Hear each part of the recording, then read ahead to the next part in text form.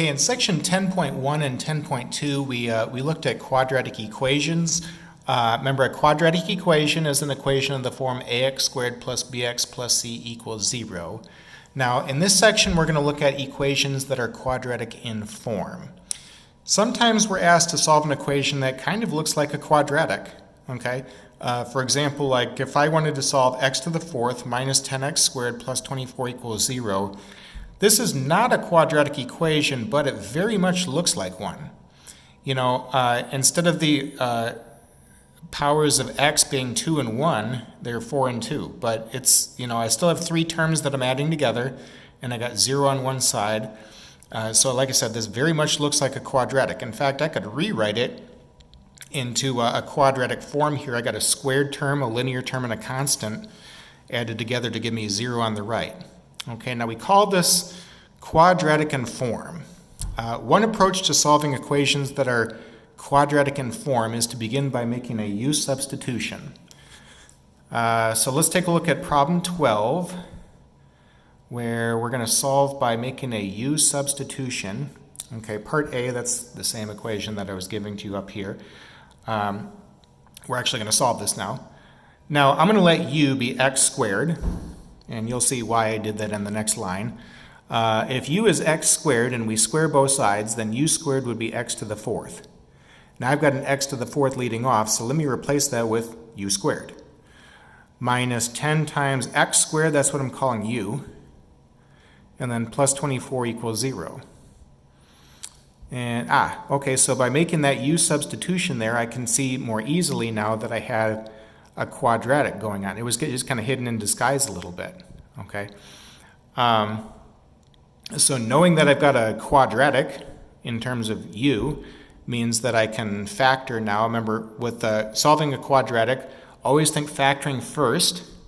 This one will factor nicely for us as u minus 4 times u minus 6. So then when I set the factors equal to 0, I'm going to have u equal 4 or u equals 6. Now here's the thing. I don't care what u is.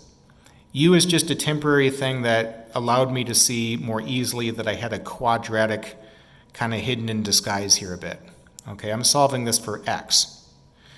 So at this point, I would want to substitute back. U is x squared. Okay, and I'm going to say x squared equal 4 or x squared equals 6.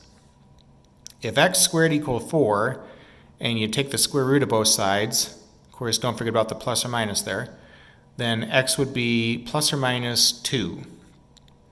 X squared equals 6 means that x would be plus or minus root 6. So all in all, you're going to have 4 answers here. They are 2, negative 2, root 6, and negative root 6. Okay, here's another equation that is quadratic in form. Solve for x. Okay, well in this problem, I'm going to let u be x plus 6. If u is x plus 6 and I square both sides, then u squared would be x plus 6 squared. Well, that's what I see here. Okay, so I'm going to replace this first term with u squared minus 5 times u minus 36 equals 0. And yeah, okay, so now I can see more easily that I had a quadratic going. It was a quadratic all along. It was just kind of hidden in disguise a little bit. But here it is now in terms of u. This one will factor nicely for us as u minus 9 times u plus 4. So then when I set the factors equal to 0, I'm going to have u equal 9 or u equal negative 4. U is x plus 6, so now I'd want to substitute back and say x plus 6 equal 9 or x plus 6 equal negative 4.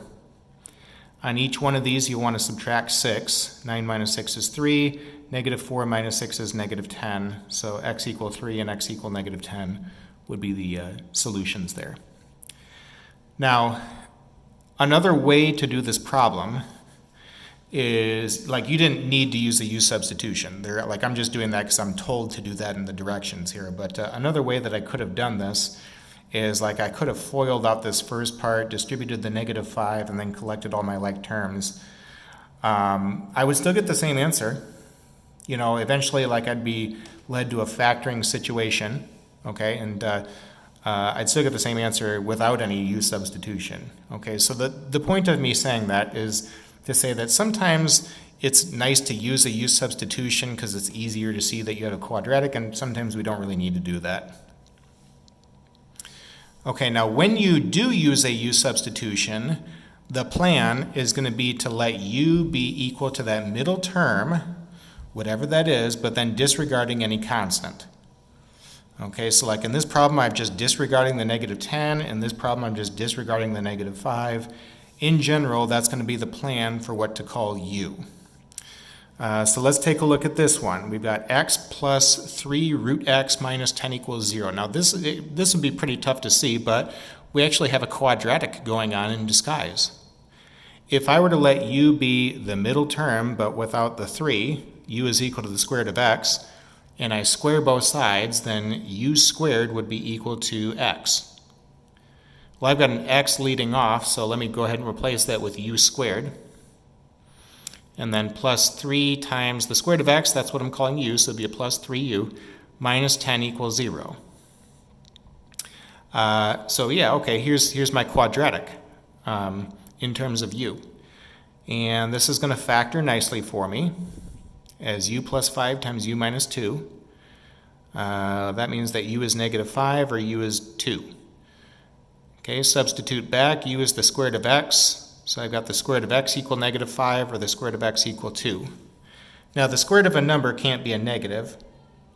So at this point I can stop solving that first equation. Or if I continue to solve by squaring both sides, I'd have x equal 25 and I would need to check that. 25 would be an extraneous solution. Okay, 25 plus 15 is 40 minus 10 is 30. 30 is not equal to 0. And so I would cross that number out. Remember with a radical equation, you always have to check for extraneous solutions. The square root of x equal 4, if you square both sides, that means, the square root of x equal 2, if you square both sides, that means that x is equal to 4. We'd want to check that also. Okay, 4 plus 6 is 10, minus 10 is 0. That's true. Okay, so 4 is going to be kept there. Here's another one. I'm going to rewrite the first term as x to the 1/3 squared. I can do that because I know with my rules of exponents, I just simply multiply the powers there to get x to the 2/3. Now the reason why I've rewritten that first term is so that we can see that we have a quadratic going on. Okay, I've got a squared term, a linear term, and a constant all added together to give me 0 on the right. So it suggests that I should be using a u substitution here. Okay, I'm going to let u be the middle term but disregard the negative 6. So u is x to the 1/3. And if we square both sides, u squared would be x to the 1/3 squared. That's what I see here. So I'm going to have a u squared at the beginning minus 6 times u minus 7 equals 0. Okay, and here's my quadratic in terms of u now. And I can factor this. This will factor nicely as u minus 7 times u plus 1. That means that u is 7 or u is negative 1. Okay, substitute back. U is x to the 1/3. So you're going to have x to the 1/3 equal 7 or x to the 1/3 equal negative 1. Remember, x to the 1/3 is the same as the cubed root of x. So you could think of this as you're going to cube both sides now to get rid of this cubed root here. 7 cubed is 343. Negative 1 cubed is negative 1. So here would be my two answers to that one. Okay, now there's a note. Next, some equations will lead to a quadratic, but there was no u substitution. We've actually seen this a lot in the previous chapters. So here's, let me just show you some examples. I got two examples here. Solve for x. Okay, so in this first equation, I've got a radical equation. Of course, I want to get the radical all alone, subtract 11, and then square both sides. The square root of x minus 5 squared is x minus 5, and then x minus 11 squared is x minus 11 times x minus 11. I'd want to FOIL that out, and so I've done that on the right. x squared minus 22x plus 121 is what I get after foiling that. And then let me subtract x and add 5 to both sides. And so now I'm looking at x squared minus 23x plus 126 equals 0. Now here's my quadratic. I didn't start with a quadratic, but I was led to a quadratic and there was no u substitution, right? That'll sometimes happen, okay, is what the note said. That'll actually happen a lot, okay? So knowing that I've now created a quadratic, I'd want to factor. This one does factor nicely. It'd be x minus 14 times x minus 9. Now, if you don't see that in a few seconds, remember, use the quadratic formula. That's your next best option. And I would give it, 5 seconds. If you don't see the factors, then use that formula. X equal 14 or x equal 9. Now I've got to make sure I check these. 9 is no good because when I plug in 9 minus 5 is 4, the square root of 4 is 2. 2 plus 11 is not 9, right? I get 13. So 9 would be extraneous, throw that number away. 14 is going to be all good because if I plug in that number, 14 minus 5 is 9, the square root of 9 is 3, 3 plus 11 is 14, x is 14. So 14 is going to be kept, 9 would be extraneous. Okay, here's another kind of equation that can have extraneous solutions and also is one that you can be led to a quadratic a lot. So let's take a look at part B. Okay. Now, when you solve a rational equation, of course, you want to get rid of the fractions early on. Okay, if I multiply both sides by x times x minus 2, I should get rid of the fractions, at least on the left. And, of course, multiply both sides by x times x minus 2. When you distribute x times x minus 2 into the first term on the left, the x minus 2's will cancel. That will leave you with 3x plus 2 that was in the numerator, also x that's coming into that first term, plus when you distribute x times x minus 2 into that second term, the x's will cancel, and that'll leave you with the 1 that is in the numerator and also the x minus 2 that's coming into that second term then. X times x minus 2 is x squared minus 2x. We've got that in the denominator, right? So I can cancel this x squared minus 2x with the x squared minus 2x up here, and that'll leave me with just the negative 2 then on the right. If I add 2 to both sides, then those terms are gone. Notice how at this point I no longer have fractions. That's what I wanted here. And let me distribute x. 3x squared plus 2x plus x is plus 3x equals 0. Okay, and now here I've got a quadratic. And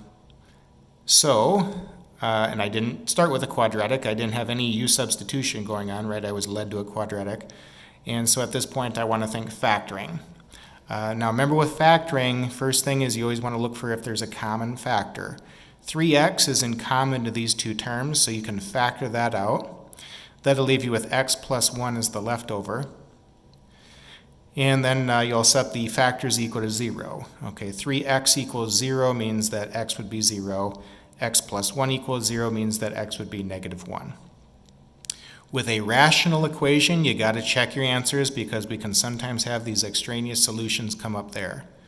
0 is no good because if I plug that back into the original, whoops, there's a problem right here, right? I know I can't divide by 0. And so throw that number away, that's extraneous.